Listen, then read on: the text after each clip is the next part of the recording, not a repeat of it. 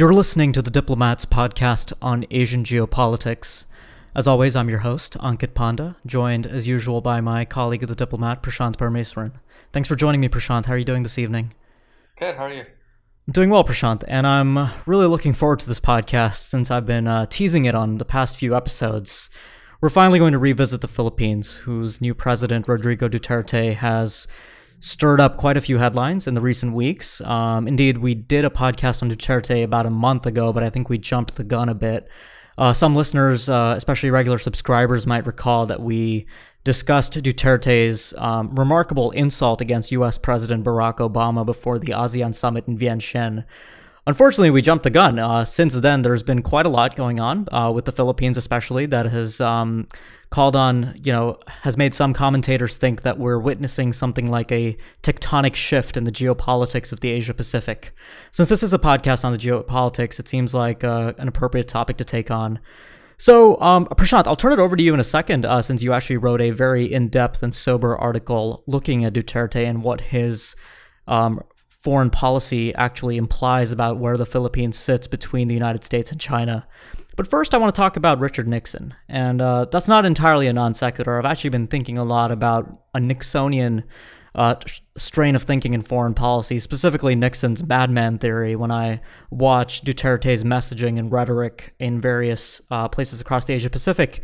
It's been interesting to see what he says at home in the Philippines, what he says when he's in China, and particularly as we record this, Duterte is about to meet with Prime Minister Shinzo Abe in Japan, and he's made some interesting remarks there. But essentially, Nixon, U.S. president from 1969 to 1974, when he resigned in disgrace after the Watergate scandal, pioneered what he called the madman theory of foreign policy. Basically, Nixon thought that if he made foreign leaders, including the Soviet Union, but also friends and allies alike, think that he was volatile and unpredictable, he could position himself in a powerful negotiating position, essentially having them in the palm of his hand. Ultimately, the madman theory didn't really work out for Nixon, but it was evoked. I think Kissinger evoked it when the United States entered Cambodia, but it essentially sort of faded as the Vietnam War went on. But I think, Duterte might have carried that on in spirit in some ways. So you wrote a bit about this, Prashant. That was just a little bit of a riff on some of the things I've been thinking about watching the Philippine president. So, let's start with his visit to China. That's gotten a lot of attention in the press. Essentially, Duterte arrived in China, delivered a rousing speech in which he ramped up his anti-Americanism essentially to 11, and he said that he was announcing a separation from the United States. He later recalled that, said that didn't mean a severance in ties. But really, Prashant, what's going on here? What are we to make of Duterte's recent visit to China? Yeah, so I think you're absolutely right in how you framed it, in the sense that there's been a lot of sensationalist commentary coming out after the visit. So I was in Beijing a week before Duterte went there for the Xiangshan Forum, which is their Track 1.5 defense dialogue.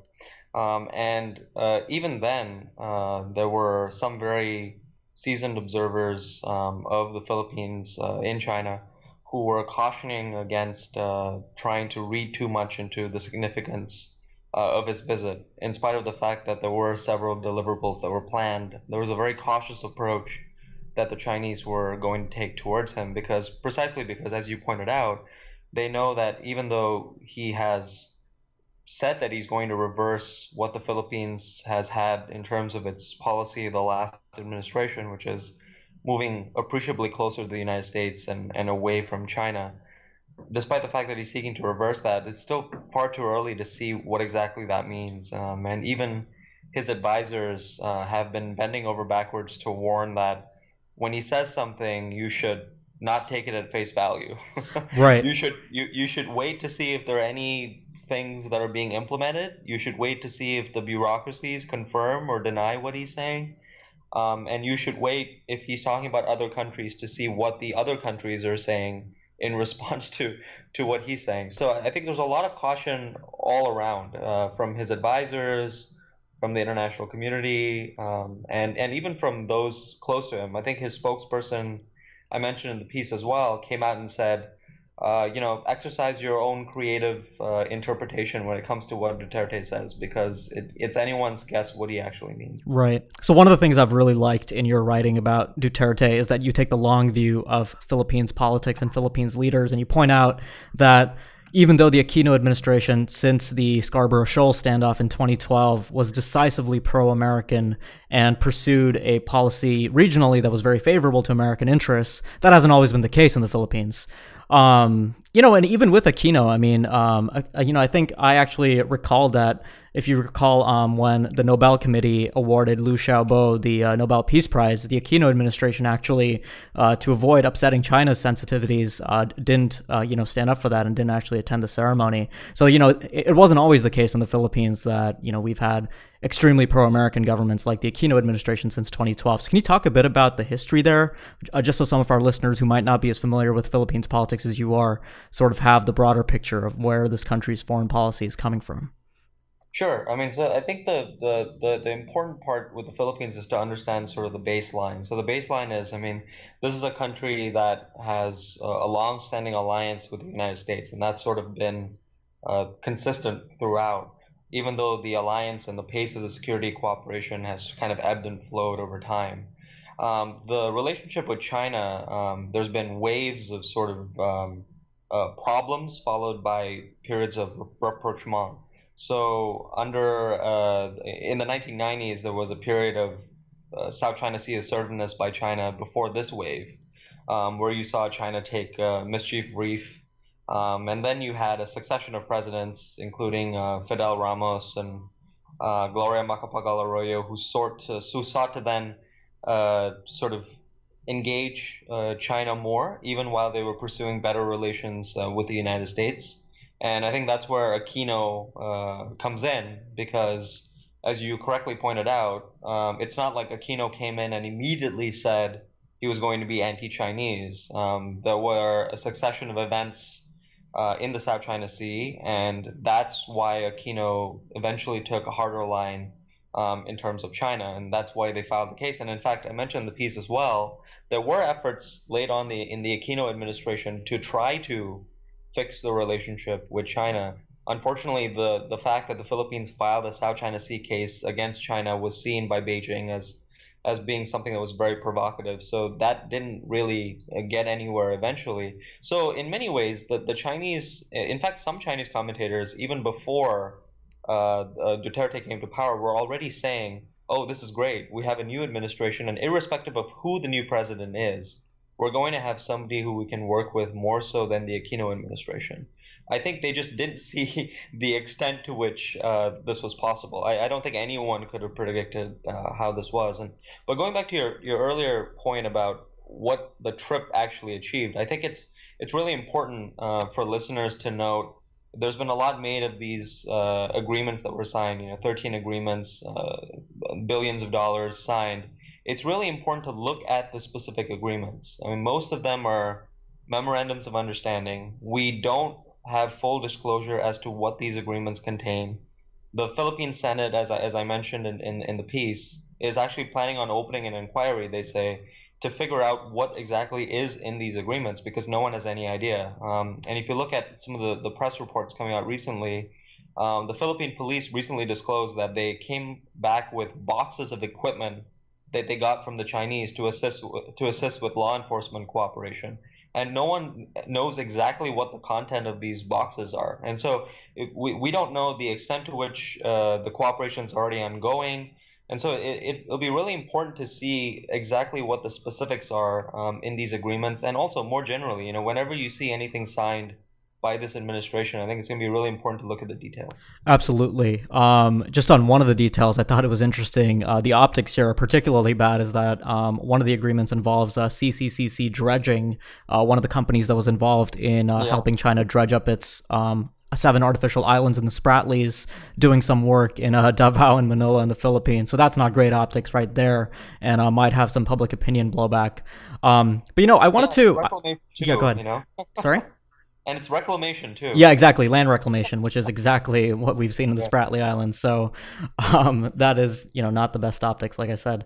I think it's interesting if you look at what China is doing. I mean, it's very interesting if you read the foreign ministry statements from the Chinese side. And I should note that after Duterte met Xi, the Chinese side immediately came out with, very long and detailed messaging about what was discussed and what might be possible in the future. But it was very important to note that there weren't really commitments. It was, China is happy to support the drug war in the Philippines, would do this, might do this. It was, a lot of carrots, essentially. China, I think you're absolutely right that China knows that Duterte is this sort of madman, if I go back to that analogy, essentially, and he's, his messaging has been contradictory, and it has primarily been directed against the United States, but it might flip on China, and China might have to deal with Duterte's unpredictable behavior and language. So Beijing is being very careful, not making any real commitments at this point, but essentially, extending an arm and saying, look, if you keep on behaving this way, we might be able to accomplish these things together in the future. And I think we've also seen that in how the issue of Scarborough Shoal and the South China Sea issue have been approached as well during his visit. But it's really, I think, you're absolutely right that we have seen these agreements. We don't know what's in them, but China is essentially keeping the potential there in the future to return to cooperation. Yeah.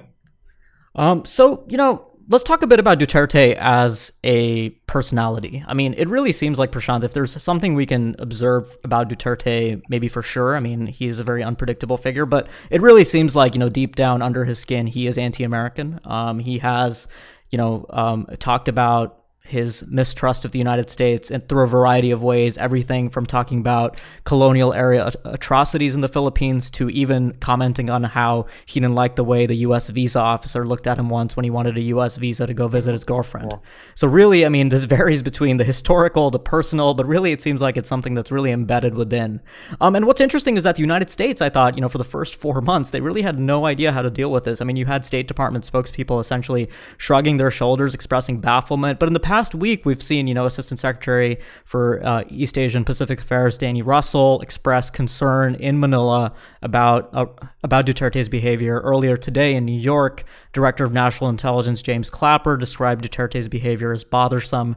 So how do you see Washington, having to deal with Duterte? How do you think the United States is going to manage this?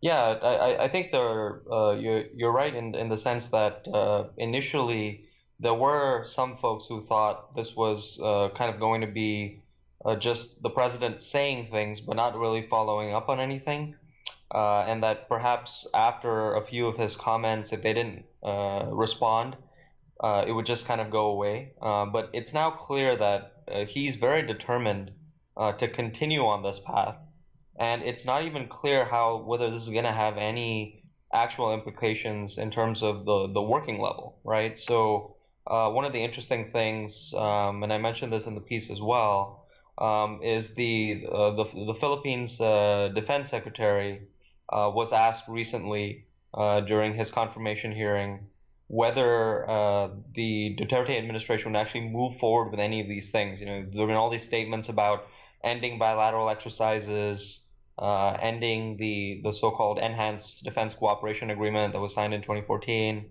even revising the Mutual Defense Treaty. And he essentially said, no, all of those things are running as scheduled, even though Duterte has said that he may change those things.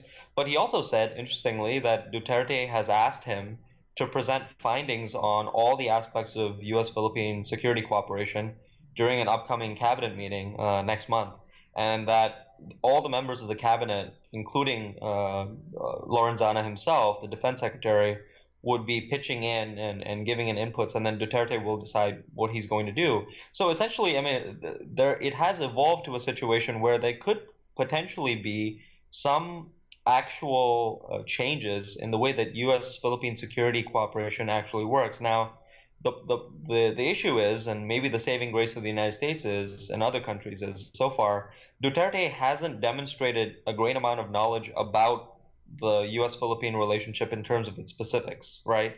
So that's a negative in the sense that he doesn't appreciate what the United States is doing for the Philippines, but it may be a good thing in the sense that he doesn't know, for example, even how many exercises there are, right? So I spoke to one defense official who said Duterte is under this illusion that there's only a few key exercises that the U.S. and the Philippines do, when in fact there's 28 separate exercises.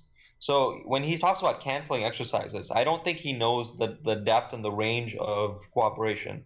So he may not get down to actually doing as much as he is saying that he does, just because he doesn't know as much about the actual U.S. Philippine security cooperation that exists. So that may be a saving grace. Now, the problem is you're absolutely right. I mean, he is fiercely anti-American. This is something that it's not just policy. It's not just what it has to do with the war on drugs that some people have been reporting about. Obviously, that's part of it. But he has it's this sort of leftist orientation that he has. It's grievances about the U.S. colonial legacy in the Philippines. It really is embedded in his thinking. Hmm. So it remains to be seen, how all of this is going to play out, because you can see him being practical, but going back to what you said earlier about the sort of madman theory, right? Some people have been speculating that perhaps Duterte is just doing this just to extract more cooperation out of the United States and extract more cooperation out of Japan, China, and in fact, he's actually being really smart. Now, my own reading from what I've heard from his advisors, his officials, and my own reading is that I don't think that's true. I think he's just a simple guy who doesn't know a lot about foreign policy.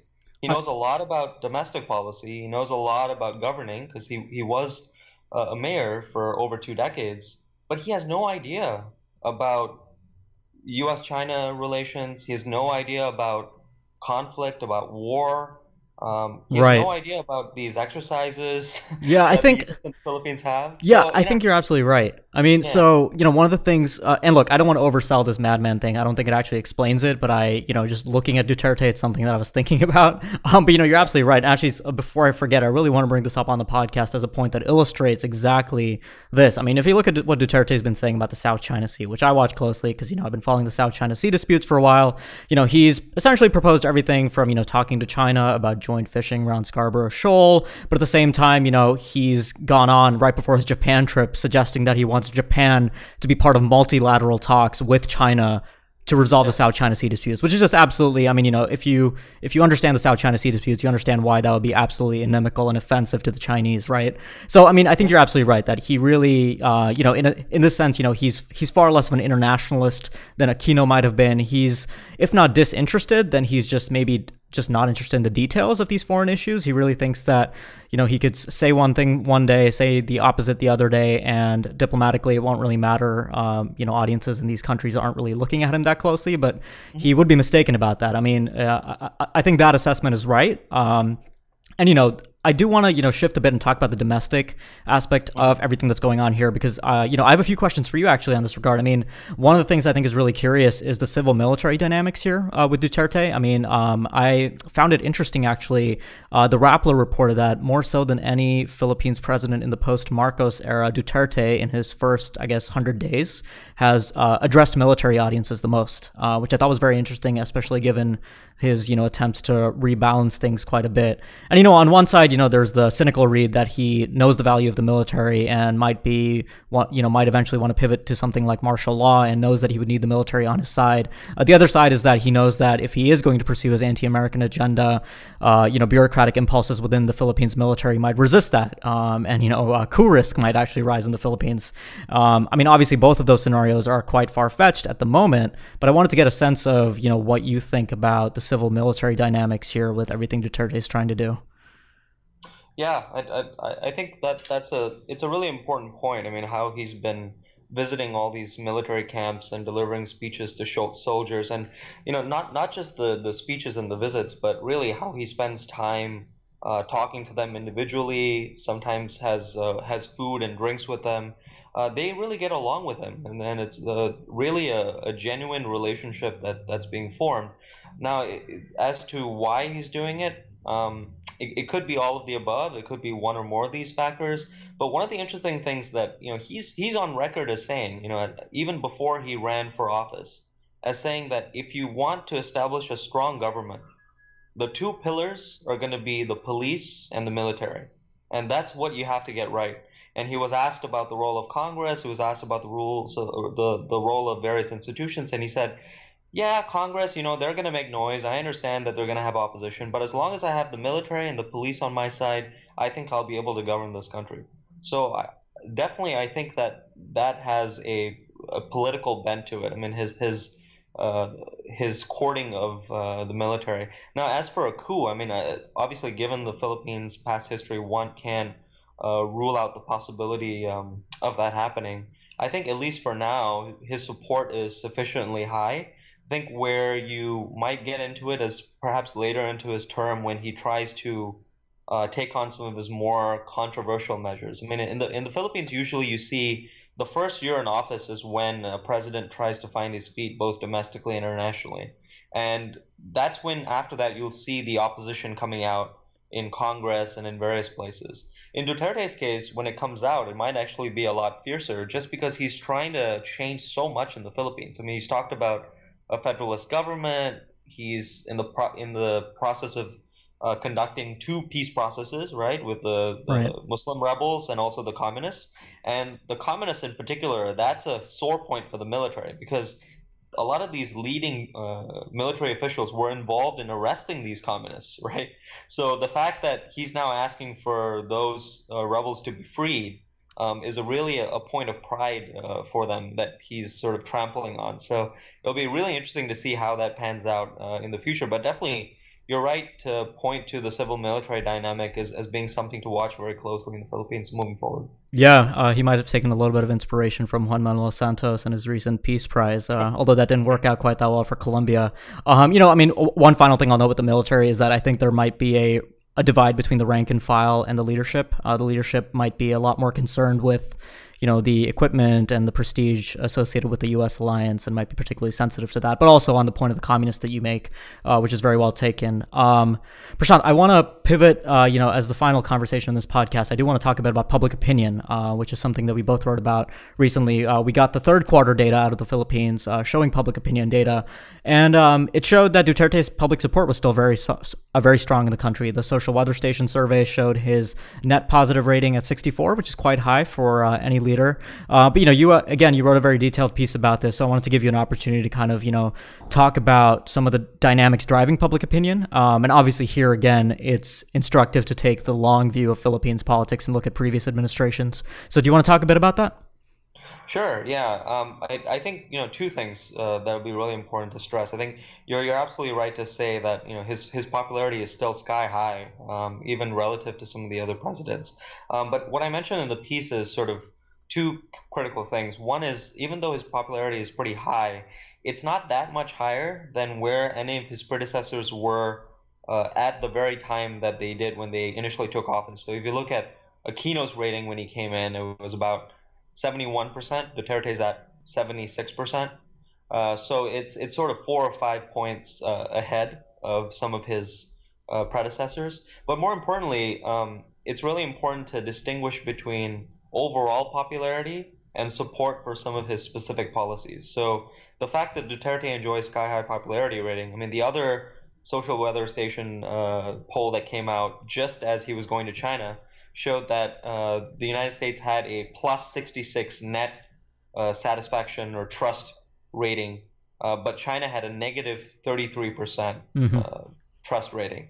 And so you can have high support for a president in general, as in Filipinos wanting major change, but that doesn't mean that they support some of his more controversial sort of foreign policies. And that, like I said, and you've mentioned too, might apply also to some of the various bureaucracies who they've been so used to cooperating with the United States on so many levels over decades.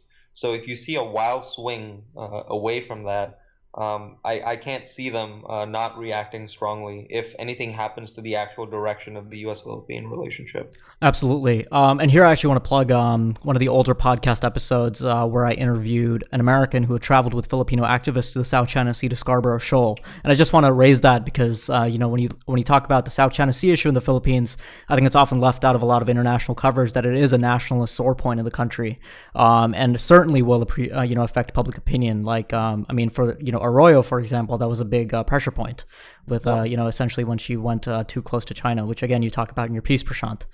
But I think I guess if there's a bottom line to this podcast, it's that we'll have to essentially wait and see. I mean, you write that, we are still early into Duterte's administration, and a lot of these a lot of these elements that are still going in his favor, like public opinion, bureaucratic support, might eventually begin to fray, and politics might go a little bit more contentious.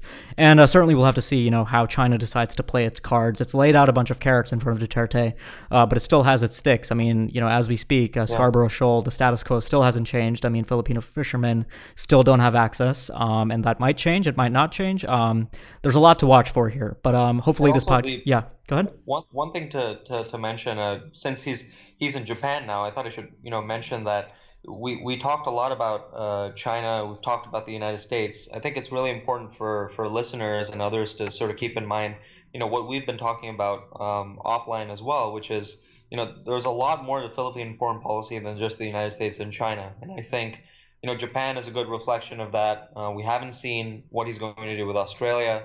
We haven't fully seen what he's going to do with South Korea. And so the foreign policy of the Duterte administration, the so-called sort of independent foreign policy that they're talking about, moving away from the United States and diversifying with other players, we don't know how much of that is going to be China, how much of that is going to be Japan, Australia. So it's really important for us to pay attention to these other trips that he's making, including Japan, and some of the other countries. Russia, for example.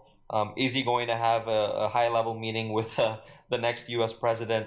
And so I'm sure, as we've had already 2 or 3 pieces, including by yourself on The Diplomat, on Japan, we should be watching these other visits very closely. And I know we're going to do that, but other folks should do that too, and not just keep the focus on U.S. and China. Right. And that actually reminds me of one other point that I wanted to bring up, which is something that you noted that I really liked, and I haven't really seen any other commentators note that about Duterte's foreign policy, which is that he really does have that kind of Asia for Asians bent. I mean, his anti-Americanism, again, he really doesn't see the United States as a Pacific power in some sense. I mean, he sees a role for Japan and South Korea. And, it just so happens that Japan and South Korea, their foreign policies happen to mesh well with what the United States is trying to do in the region as well. So again, if Duterte does choose to, eventually balance towards Japan and South Korea and Australia in the region, that might not be an entire loss for the United States, even if it doesn't have the same degree of cooperation with Manila that it did under the Aquino administration.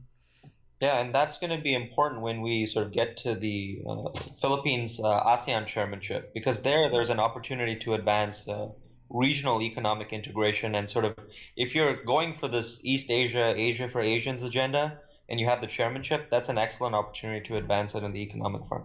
Right, and I'm glad you brought that up, because that's also something to look forward to next year. So yeah, we'll definitely be back with Duterte. I think he's one of those curveballs that caught a lot of close analysts of Asia off balance when he started polling highly in April. So he'll definitely be on the scene for at least potentially 5.5 more years. So definitely something to keep your eye on. So thanks for listening to the podcast as always, and make sure you subscribe so you don't miss future episodes. And as always, please do leave us a rating and a review on iTunes if you like what you heard. Thanks for listening.